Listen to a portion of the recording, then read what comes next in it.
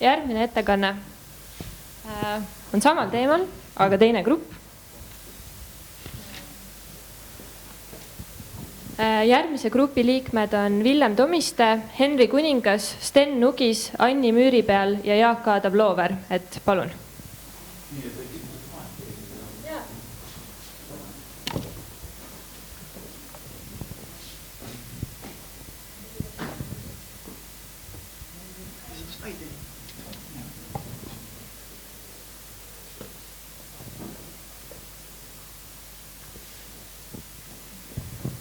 Tervist, mina olen siis Villem ja Jaak. Tere! Nagu näha, et proovisime ka vaadata või läheneda sellele ülesandele, milleks on Tallinna peatänav, kõigepealt just lähtuvalt identiteetidest. Ja siis lõpus me natukene räägime ka kogukondadest. Esimesel slaidil on 2 jutti. See ülemine jutt on jutt, kus mina arvan, et on Tallinna tulevane peatänav. Kui me vaatame niimoodi, kui me vaatame tulevikku ja vaatame pikka perspektiivi. Meie ülesandeks ometigi oli lahendada peatänavat koridoris siis Pärnu maantee ja Narva maantee koridoris lõigust Vabaduse platsilt kuni Pronksi tänavani. See lõik jaguneb siis 2 väga eriilmeliseks identiteediks või miljööks, tänavatüübiks, millest siis, kui me vaatame seda bastionaalvööndi tänava lõiku, siis tegemist on pigem promenaadiga, servapealse olukorraga, mille mõlemad küljed on siis, kui me vaatame promenaadi tervikuna, et siis ta promenaad on serv, mis eraldab ühte miljööd teisest. Kui me vaatame siis Narva maanteed, siis see on nagu selline klassikaline tänavalõik, kus on hoonete frondid ja millel tõesti on olemas peatänava potentsiaal, kui vaadata peatänavat, seda niimoodi maailma maastabis, seda tähendust High Street või poodlemise tänav. See poodlemise tänav või High Street tihti tähendab ka seda, et tegemist on erinevate tänapäevas aktuaalsete keskpärasuste kogumina, hästi tiheda kogumina ja väga erineva suurusega funktsioonidega. Ja kui tuua võrdlus näiteks maailmas Champs-Élysées, see on vägagi ebameeldiv tänav. Kui seal tänapäeval pilti teha, siis see pilt on suhteliselt ilmetu. Kui aga vaadata 30 aastat vana pilti või vaadata seda pilti, mis tänapäeval on tehtud 30 aastat hiljem, siis ta representeerib tänapäeva. Kaasates või pildilt me tunneme ära need rõivastumised, need brändid, mida tarbitakse, need kohvikud, kõik sellised asjad, mis on nagu olulised, see koondab. Sellel Narva maantee lõigul on potentsiaali selleks. Me joonistasime peatänavale ka seinad või need hoonete frondid, mis on olemas, mis saavad siis nagu seda avalikku ruumi toetada oma esimese korruse ärifunktsioonidega. Ning siit edasi hakkasime vaatama või otsisime siis peatänava erinevaid identiteete, eriilmelisi linnaruumi osiseid. Võib-olla nii palju siia vahele ütlen, et selles peatänava lõigus, mis siis läbib või mis kattub bastionivööga, et seal mõnes mõttes põimuvad tänavaruum ja bastionivööndest. Me räägime sellest, et tänavalik ruum on olemas Pärnu maantee lõigul siis Vabadusväljakust lõunasuunas, et seal tekib selline sümbioos. Aga jah, see esimene identiteet, mille me oleme välja toonud, on siis maalt merele projekti keskne osa, mida me nimetasime lihtsalt terminaliks. Meie grupi puhul on samamoodi tegemist paljuski nimetamise ja välja toomisega. See üldine kontseptsioon, mida me oma töös, kui me jõudsime, on siis identiteetide avamine ja rõhutamine. Me räägime siin identiteetidest kui aladest, me räägime otseselt tänavaruumist. ja siin on väga palju eri identiteete, oluline on need välja tuua. Meie rühmas oli üks reaalkooli vilistlaskogu liige, tegelikult selgus, et enamus meie grupist oli reaalkooli vilistlased selles mõttes ja arhitektid ka samal ajal. Et siis mõnes mõttes võiks ka seda identiteedi kontseptsiooni võtta kokku, et on üks nimetaja, aga palju muutujaid. Et see üks nimetaja, mis seda lõiku siis seob, tal peab olema väga piisavalt palju variatsioone, et kindlasti ei ole siin tegu ühe nimetajaga ja ühe kujundusega kogu lõigus. Aga vaatame siit edasi järgmise lõigu, siis Peatänava põhjaküljelt juba eksisteeriv kohviku terrasside maastik, Narva maantee põhjakülg, mis on avatud kogu päeva päikesele. See on tänava külg, millel on suurt potentsiaali olla juba praegu selline avalik tänavaruum istumiseks, kohvitamiseks, sõpradega kohtumiseks. See on identiteet, mida tuleks võimendada ja arendada edasi nii pikalt kui võimalik, siis Kadrioru suunas. See ühtlasi on see avalik ruum suudab aktiviseerida ka ja anda sisu, identiteeti Peatänavast siis põhjasuunas asuvate kvartalite tänavavõrgule. Mis praegusel ajal on põhiliselt siis sellised ärikontorid, pigem nagu kontorid ja äripinnad. Ja kui me räägime, eelnevalt sai natukene mainitud seda, et Peatänaval on vaja volüümi või seda mahtu, kus poodelda, siis need Narva maantee nii põhja kui lõuna serva kvartalid on need, kuhu saavad areneda uued ärid, sest praegusel hetkel põhiliseks dominandiks Peatänaval on Viru keskus, et seda võimendada selleks. Või kui me tahaksime, et tõesti Peatänav on see tänav, mis organiseerib erinevaid kauplemisi, siis sellele tuleb näha võrdelisi sellised hoonemahte siis Viru keskusega, mis tähendab seda, et kui me põhja pool leidsime selle olema juba areneva tänavavõrgu, mille ääres võivad olla väiksemad nagu mikroärid, siis lõunaküljel,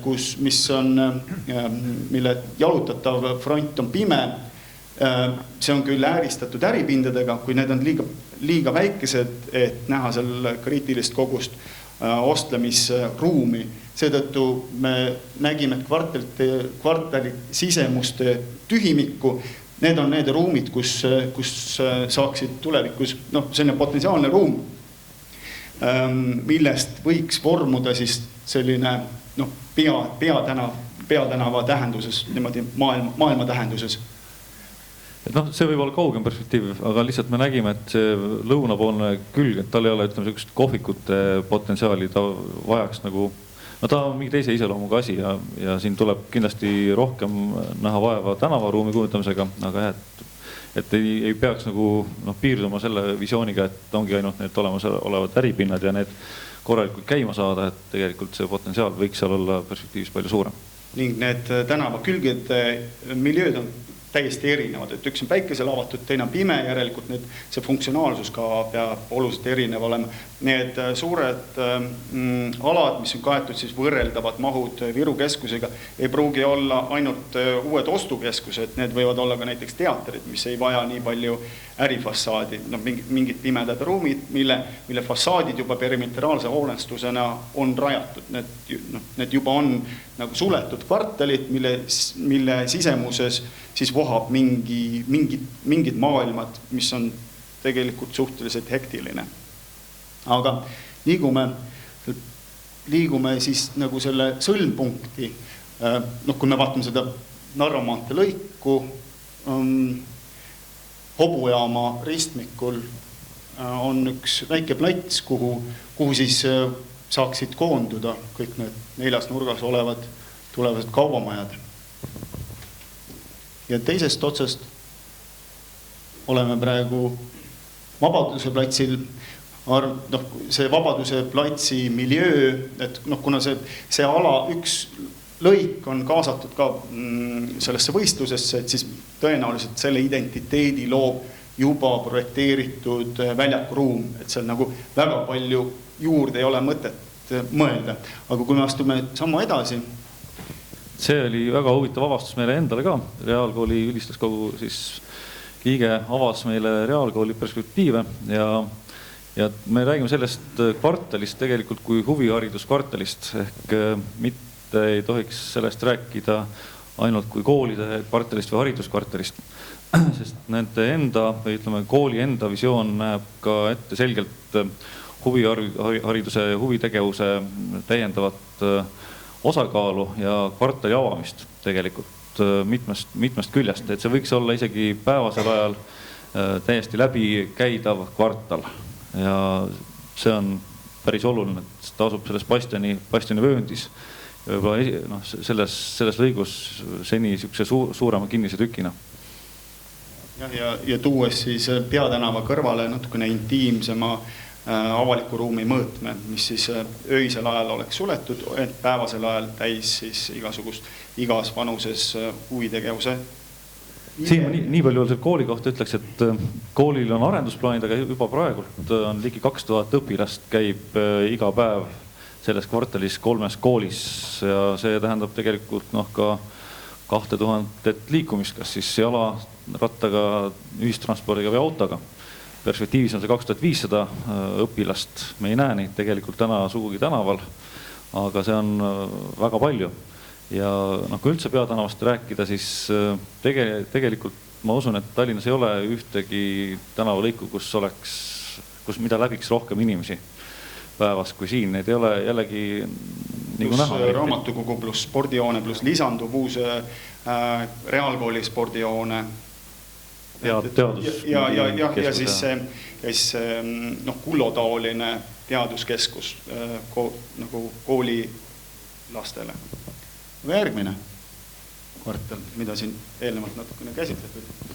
Teater, muusika, et siin me nägime, et see identiteet, mis majades peidus on, peaks selgemalt tulema ka tänavaruumi, miks mitte, ta võiks osaliselt ka ulatuda Muisumäeni, 1 minut aega veel, et Muisumäe reljeefi ja seda praegult autoparkna kasutavat nurka, see võiks olla kas kõlakoda või kohvik, paviljon, muusika, mingi asutus, tuua muusikat rohkem välja.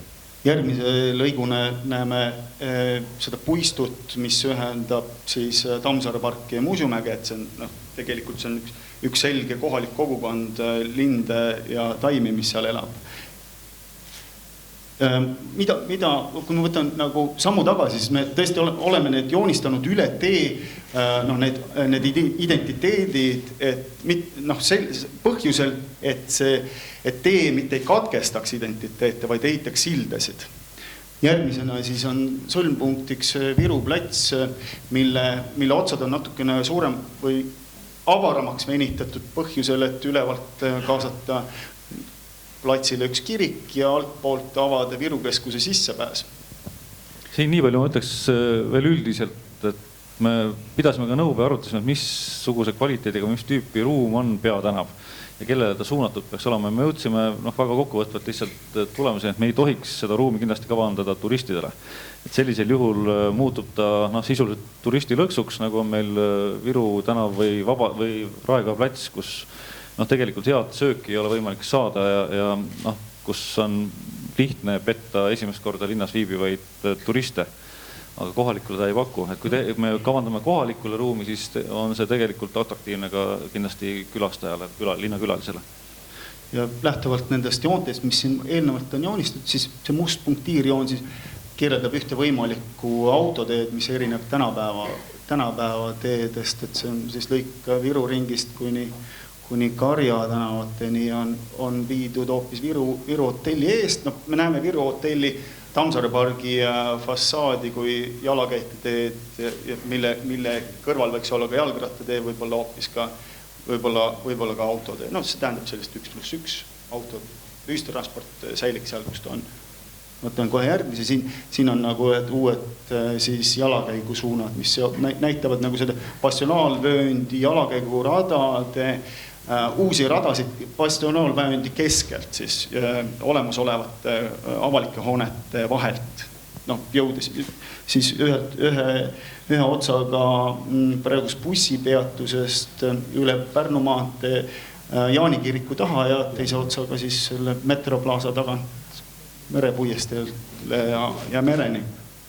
Ning me rääkisime ka või analüüsisime selle ala kasutust nii-öelda kogukondadest. Meil on siin lapsed ehk haridus, on muusika, teater, on väga palju töökohti, on elanikke, on külastajaid ja me analüüsisime seda niimoodi päeva lõikes hommik, lõuna, õhtu ja ka sesoonselt.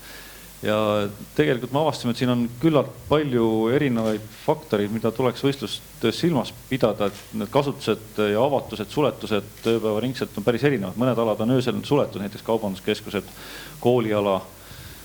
Mõned kohad nõuavad päevasel ajal vaikust, nagu teatri ümbrus, kool on suhteliselt vaikne, õhtusel ajal võib-olla kooliala avaneb, teatriala avaneb, kaubanduskeskus aktiivne, Narva tänava aktiivne, et siin ta on nagu pidevalt natuke muutumises ja siin võib leida päris hästi kogukonnale vajalikke funktsionaalsust.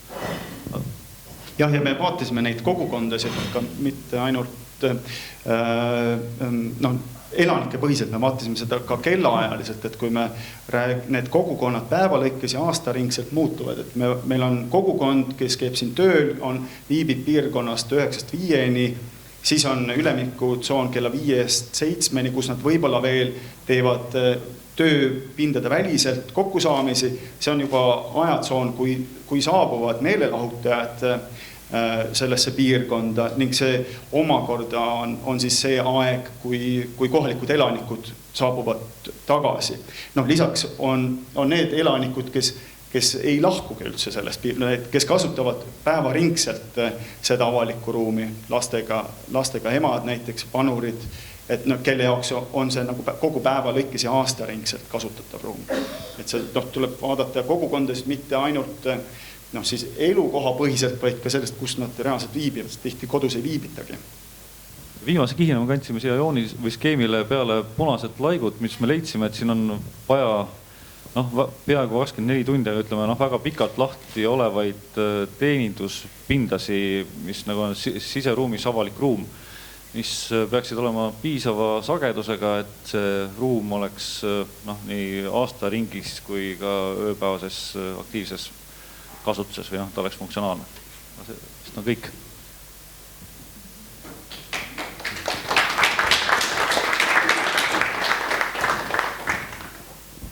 Nii, aitäh. Anname sõna ekspertidele kohe.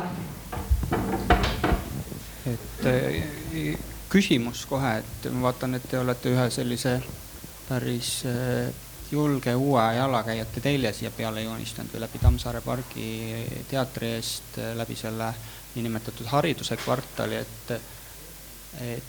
ja siis meil on olemasolevad liikumisteed, nagu seesama Peatänava koridor, et kas siin ei ole ohtu, et me nagu tahame tuua inimesi siia nagu tänavaruumi kokku, et me tegelikult lõpptulemusena hajutame selle nagu väga suurele alale ära. Ei näe, et see oleks oht, sest see, nagu mainitud, need kvartalid on ajaliselt erinevalt kasutatavad. Need on pigem nende nagu telgede või suundade markeerimine. Üks suund on ju tõmmatud Vabaduse platsilt kuni Solarise keskuseni, ta arvestab seda Eesti Panga nagu krundilõiku, eks, et põhimõtteliselt, et ta on lihtsalt selline visuaalne telg, et ta oleks linnas loetav. See, et peaks nagu reaalkooli eest selle koha pealt üle tee saama, see ei ole nagu iseenesest oluline. Ja et selle jaoks, et säiliks mingisugune pinge, see tähendab, siin on erineva miljööga alasid, et ega bastionaalvööndis ei saagi seda pinget nii ülesse, kui on võimalik seda saada Narva maanteel. ja et ikkagi pargipiirkonnas oleks seda pinget, selle jaoks saigi neid punaseid täppe, väikseid paviljone lisatud, mis hoiaksid aastaringselt, sest pargis on ka talvel natukene selline ehku peal olemine.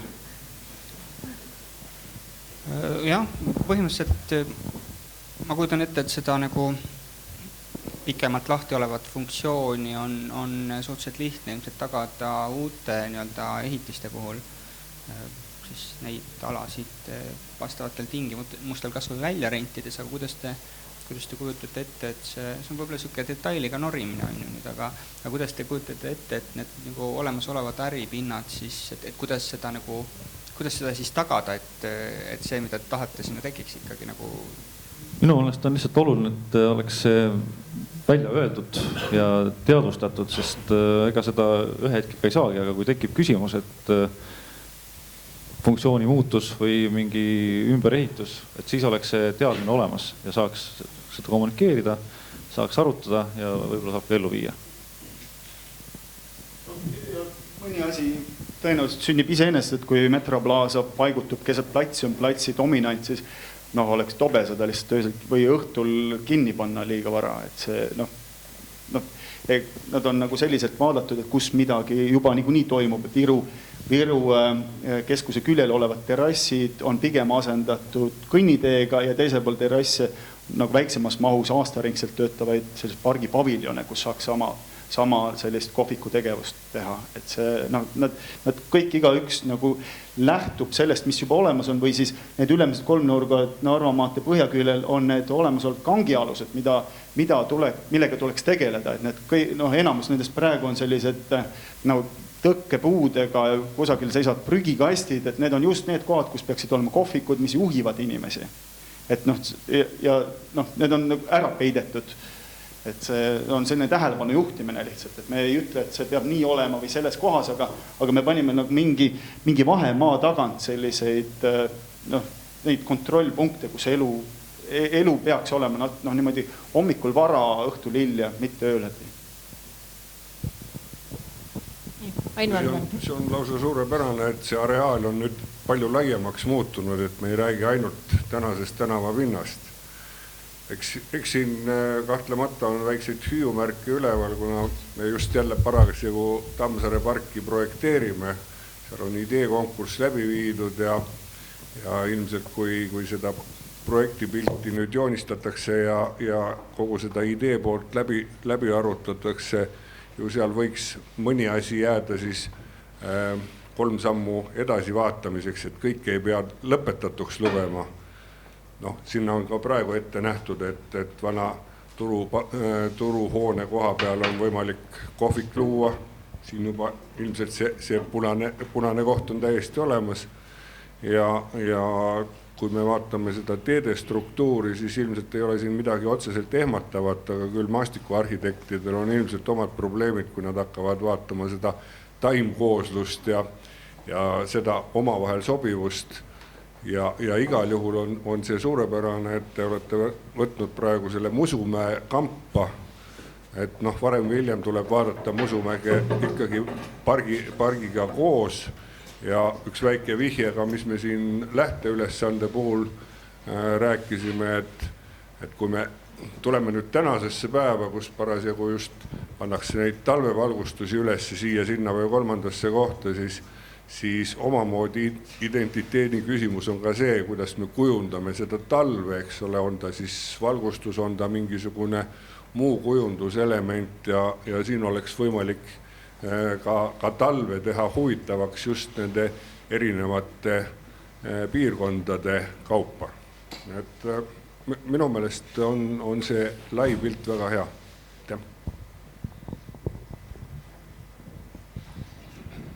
Okei, ma jätkan siis.